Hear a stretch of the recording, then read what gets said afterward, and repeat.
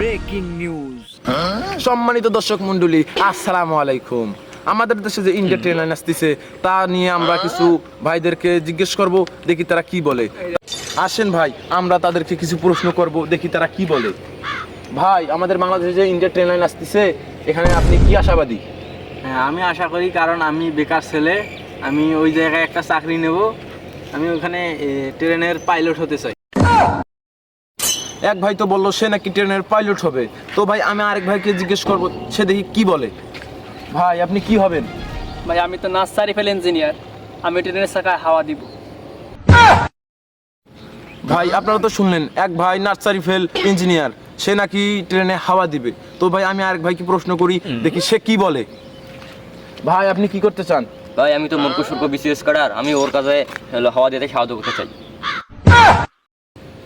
অবশেষে ভাই ভালো লাগলো, এক ভাই বললো মূর্খ সূর্খ বিসিএস ক্যাডার নাকি ট্রেনের চাকায় হাওয়া দেওয়ার কাছে সাহায্য করবে। তো ভাই, আমি আরেক ভাইকে দেখতে পাচ্ছি সে ওভারলোড মালখোর, দেখি তার কাছ থেকে কি আশা করা যায়। তাকে আমি প্রশ্ন করব, দেখি সে কি বলে। ভাই, আপনি কি করতে চান?